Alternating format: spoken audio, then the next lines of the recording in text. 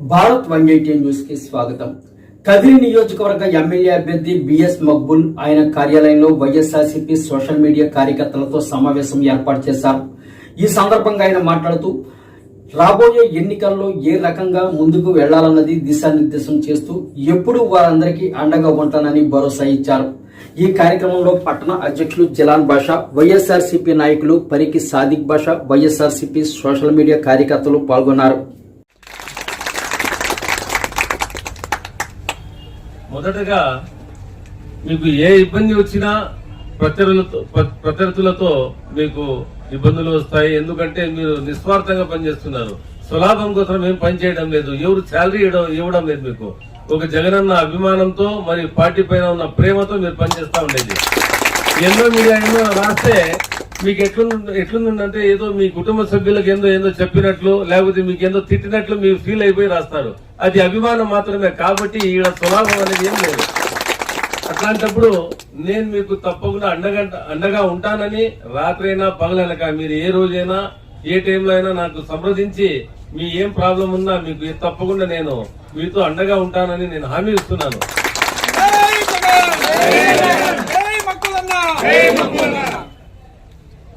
ఈరోజు social media అనేది ప్రతి ఒక్కరు, చిన్న పిల్లోడు గాని పెద్ద మనిషి గాని, నేను పల్లెకి పోయింటి మారుమూల ప్రాంతం, ఆడ నెట్వర్క్ వస్తుంది పోతుంది. ఓ ఇంట్లో పోతే బూస్టర్ వేసుకున్నారు. నేను అడిగినాను, ఏంది పెద్ద మీ ఇంట్లో బూస్టర్ వేసుకున్నారు అని.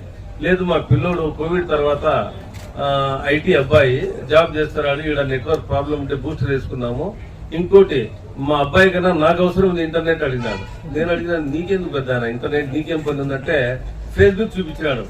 నేను గాబరా పడిపోయినా, ఏంటి పెట్టాను ఫేస్బుక్ అని. అంటే సోషల్ మీడియా అనేది ఏ ప్రకారంగా రీచ్ అయిపోయింది పల్లెల్లో అనేది మీకు నేను చెప్పనవసరం లేదు.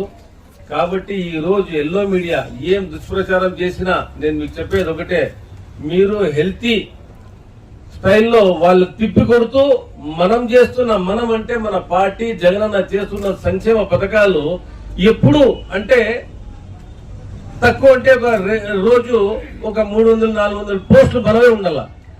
వాళ్ళు ఒక దుష్ప్రచారం చేస్తే అది చూడకూడదు. మేము చేస్తున్న సంక్షేమమే ఇంకా మా రాష్ట్రం అంతా చూస్తూ ఉన్నారా, ఈ నియోజకవర్గంలో చూస్తూ ఉన్నారా.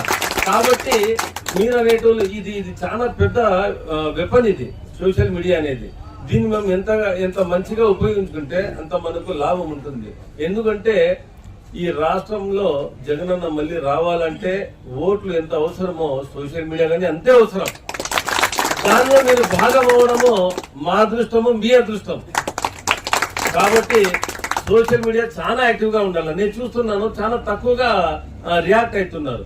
వాళ్ళు ఏందో పోస్ట్ పెడితే దానికి రిప్లై ఇస్తారు. కాబట్టి కానీ మేము ఏం చేస్తున్నాం అనేది ముందు మేము అది కన్వే చేయాలా. వాళ్ళు ఏందో చెప్పుకుంటారు, వాళ్లకు జవాబు ఇవ్వాల. వాళ్ళకి జవాబు ఇస్తూనే మేము ఏం చేస్తున్నాము, మేము ఏం చేయబోతాం.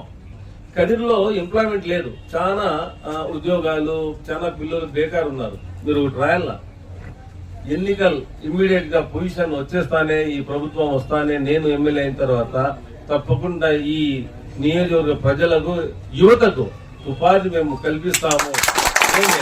ఎన్నో ఉన్నాయి.